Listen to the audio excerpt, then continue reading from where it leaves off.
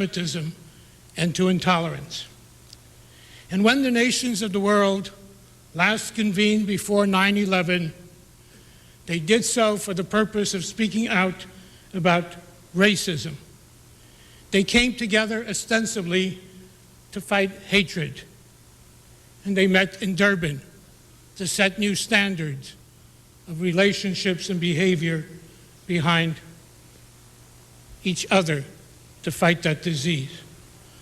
But when it became clear that Durban was not the place to fight racism, for it began to be the place to vilify Israel, unabashed, unleashed hatred against the Jewish people, Secretary Powell had the courage to say no.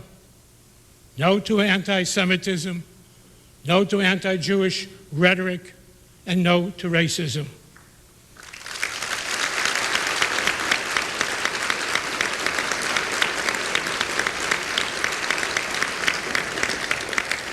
And when all kinds of rationales were given why the United States and why Secretary Powell should have been there, when it could have been politically expedient to soft pedal those who cloaked their anti-Semitism in the guise of anti-Zionism, the Secretary of State demonstrated the moral clarity which has been the hallmark of his life. Mr. Secretary, we are honored that you have made time in this very, very busy day to be with us today during the intense flurry of diplomatic activity which surrounds the city. While we are shocked by the emergence of hatreds old and new against Americans, against Jews, we are heartened that a hero in the fight against hatred is guiding the nation's foreign policy in its fight of terrorism and against intolerance, which makes terrorism possible. My fellow sturdy son alumni of City College, my fellow colleague in the ROTC of City College, and my teurer und lieber Freund, the Secretary of State of the United States, Colin Powell.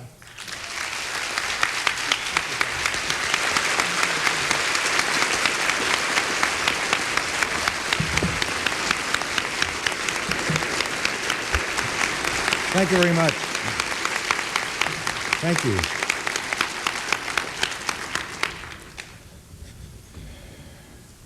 Thank you very much, ladies and gentlemen, for that warm welcome. It's a great pleasure to be here, and I want to express my thanks to my fellow Mensch, Abe, for that great introduction, fellow New Yorker, fellow CCNYer and ROTC cadet.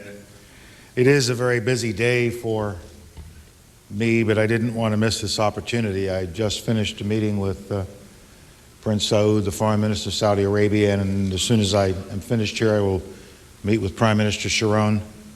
Later today, King Abdullah. I will be in my office for another meeting as we try to move the peace process forward, as we try to find a way out of the difficulties that affect us in the Middle East. I also spoke to the Council of the Americas earlier this morning, which has to do with matters in the Western Hemisphere. And we also have President Museveni of Uganda here today. We're also spending a lot of time on U.S.-Russia relations today because of the upcoming summit meeting between President Bush and President Putin. Having said all of that, I had to come be here with the ADL today.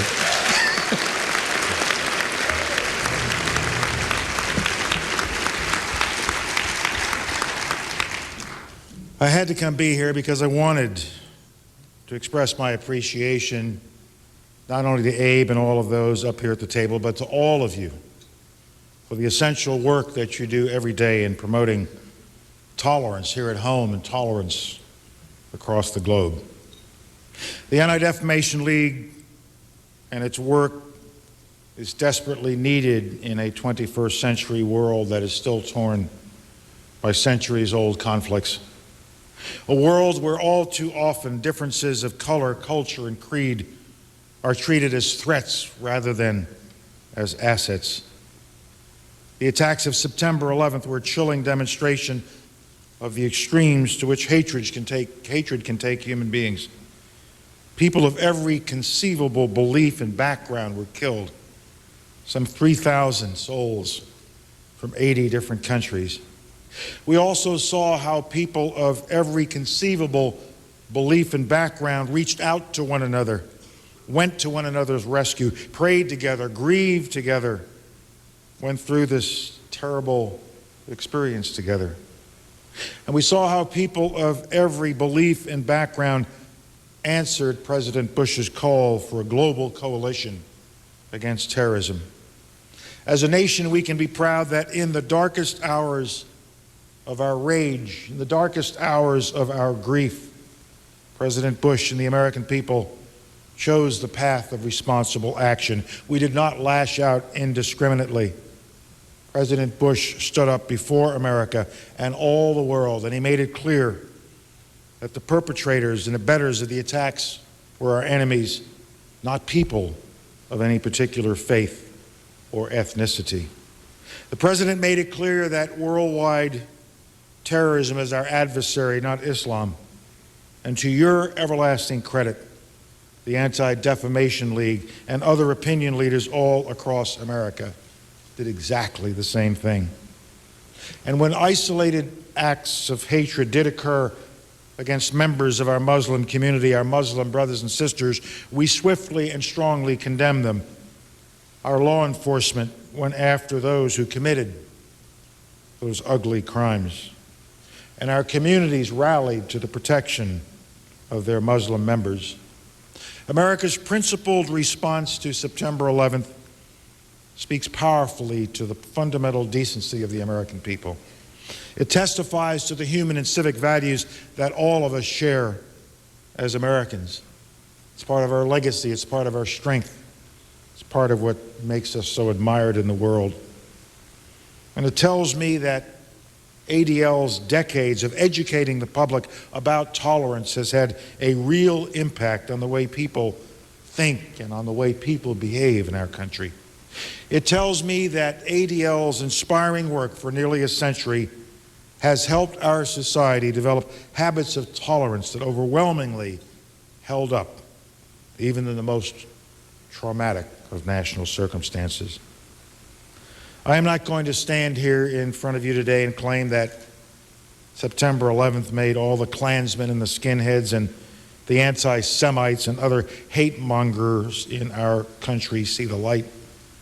The opposite is probably true. They're still there. But we as a nation and the manner in which we responded were remarkable. And I'm glad that our young people who felt so deeply a part of the September 11th events as they unfolded heard their president and their other role models send a strong message about tolerance. That we did right and deserve to feel proud of it. There's no cause for national complacency. Instead, our success should inspire us to keep doing the hard work of tolerance. It should recommit all of us to perfecting our still imperfect democracy, to playing our part in America's still incomplete experiment in equality. And it should deepen our collective response to stand up, speak out, and act against hatred in all its forms, wherever that hatred manifests itself in the world. And that is what you in the ADL and all of us in the United States government are doing. Not only because it is the right thing to do, but because promoting tolerance is fundamental to building a democratic, prosperous, and peaceful world. So much of the misery, danger, and instability around the world today is caused or exacerbated by intolerance, whether it's in the Middle East, Southeastern Europe, or Central Africa, whether it's in Cyprus or Sri Lanka, Northern Ireland, or Indonesia. And whenever ethnic and religious hatred help to fuel a conflict, it becomes all the more virulent and intractable with respect to finding a solution. Today, globalization and the spread of political and economic freedoms have opened unprecedented opportunities to lift millions of the world's people out of poverty and put them onto the road of development. But countries consumed with ethnic or sectarian violence cannot seize these opportunities. And the only way to break the cycle of violence is to convince the parties to conflict that investing in peace and cooperating with their neighbors pays greater rewards than unending strife, to present a compelling vision of the future and to help them build a path to that future. Last week I met with United Nations Secretary General Kofi Annan, Foreign Minister Piqué of Spain, and High Representative Solana of the European Union, and Russian Foreign Minister Igor Ivanov. Our quartet, as we call ourselves, this organization of four, committed itself to working for the realization of the vision of the Middle East. Vision of the Middle East offered by President Bush on April 4th. A Middle East where two states, Israel and Palestine, live side by side in peace and security with an internationally recognized border. We, the quartet, have pledged to work with the parties, with Arab governments, and within the international community to restore the hope of all the people in the region for a peaceful, secure, and prosperous future. And Saudi Crown Prince Abdullah's initiative, recently endorsed by the Arab League, will also play an important role alongside of President Bush's vision and the other ideas that are coming forward from a variety of quarters as we move forward. Our strategy will consist of three elements. First, a restoration of security from terror and violence for Israelis and for Palestinians as well. An end to the violence that is destroying their own dream. There can be no way forward unless the terror and the violence end once and for all.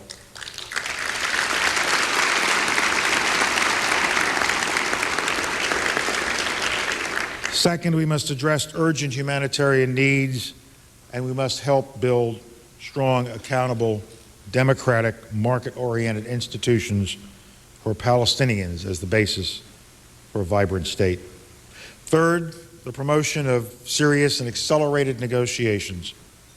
And to that end, we are working on a meeting to be held later in the summer where we can begin to bring together the different ideas, the different visions that exist with respect to security, with respect to economic development, and with respect to a political way forward.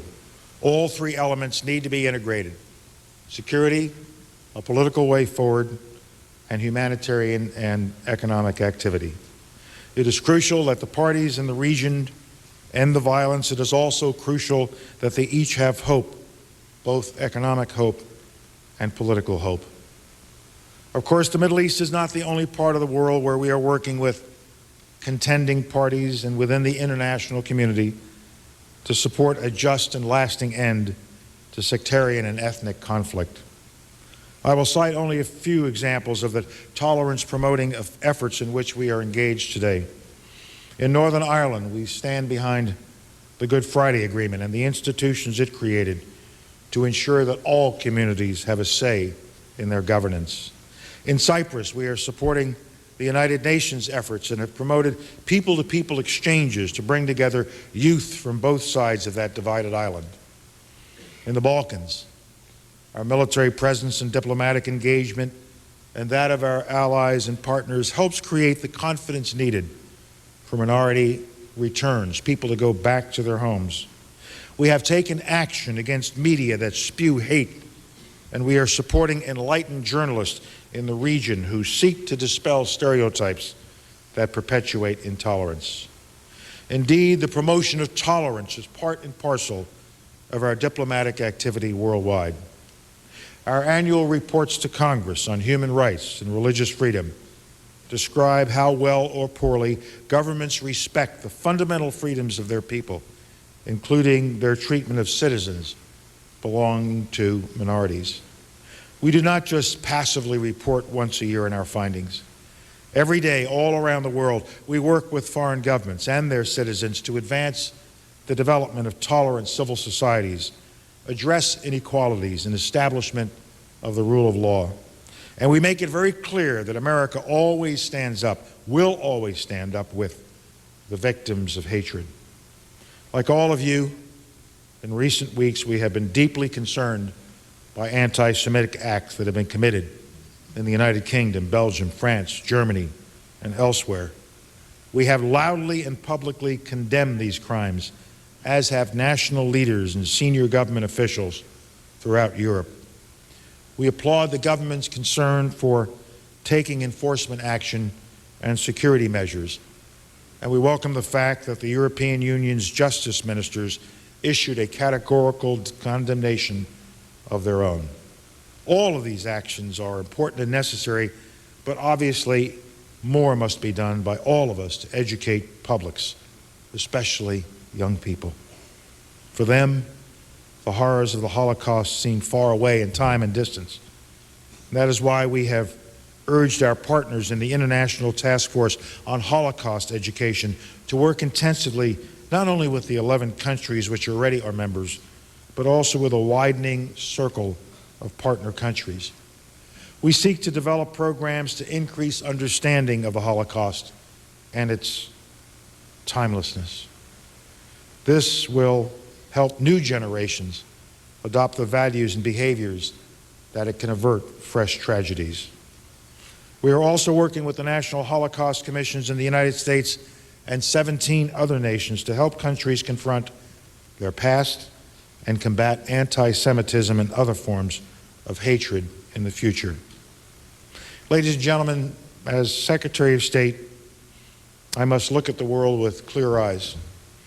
I must listen to all points of view. I must have an open mind to all ideas. And much of what I see is troubling, from rising tensions in volatile regions to the spread of weapons of mass destruction and the tide of hate propaganda on the internet. But I see much more that is encouraging in this world. I see leaders trying to get beyond hostilities of the past in cooperation to build a different, better future, as we are now doing with Russia and China.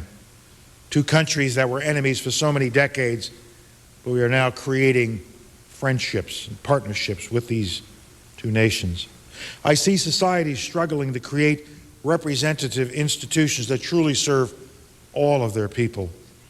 When I spoke to the Council of the Americas this morning, I was talking about a Western Hemisphere where 34 of the 35 nations are now fully democratic with democratically elected leaders. Only Castro's Cuba remains outside that club. It's quite a difference from when I was National Security Advisor some 15 years ago, and I looked at this hemisphere and we saw dictators and generals running country after country. I see science and technology helping once isolated populations broaden their horizons and embrace the promise of a diverse global marketplace. And so despite all of the problems that I have to deal with every day, when I go home at night, I reflect on a world that is still, thankfully, full of hope, full of promise. It isn't surprising for me because I look at the world through the eyes not of a Secretary of State, but through the eyes of the son of hardworking Jamaican immigrants, people who came to this country 70 years ago looking for a better life, looking for an opportunity, looking for a place to raise a family. I see it through the eyes of the son of those hardworking Jamaican immigrants who was given the opportunity to rise and to serve his country in a number of capacities. I see the world that we live in through the eyes of a black kid from Kelly Street, the Bronx, whose boyhood pals came from every ethnic background imaginable, except white Anglo-Saxon Protestant in those days. In fact, in the neighborhood I grew up in, and Abe knows so well, we thought they were the minority. I will always see the world in those terms, and I remember those growing up years in New York City as a time of war, a time of hatred. I was about 10 years old when Israel was created. It was between the end of World War II and the beginning of the Korean War. Most of my young teenage and youthful years were times of war. It was a time when intolerance in my own country said that I was never going to get very far in life because of the color of my skin or my background. I see all that changed. Those enemies are gone. Our nation has changed because there are people such as you. There are people all over this country and increasingly people all over the world who recognize that intolerance must be destroyed, that everybody must be given the right to pursue their destiny as God has given them the vision to pursue that destiny. The spirit of America, united in its diversity and so full of possibility, lived with us kids in Kelly Street and the other cities of New York and cities all around our country. And I have carried that spirit in me and with me all through my life. It is that same tolerant, embracing, hopeful spirit that animates the wonderful work of the ADL, and which our world needs now more than ever. By promoting tolerance, the Anti-Defamation League does invaluable service to the American people and to all mankind. For what they say about Torah is also true about tolerance. Its ways are ways of pleasantness, and all its paths are peace. Thank you very much.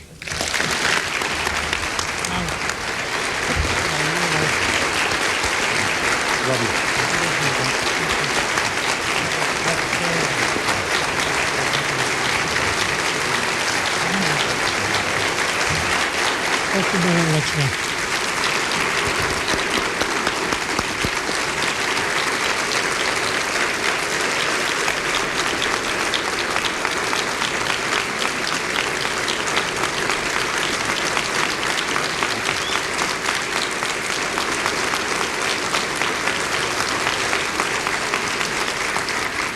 Mr. Secretary, the welcome and the response that you received is only a mere token of the appreciation, of the thanks that our community feels for the leadership of the President of the United States and your leadership in the diplomatic field to fight terrorism, to bring democracy and freedom through all parts of the world, and to continue that special relationship with the State of Israel. Thank you very, very much. Sei gesund und stark.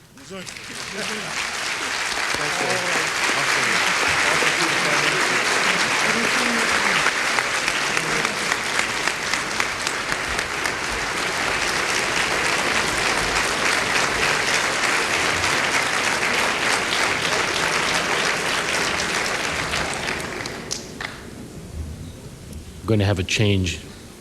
Bear with us.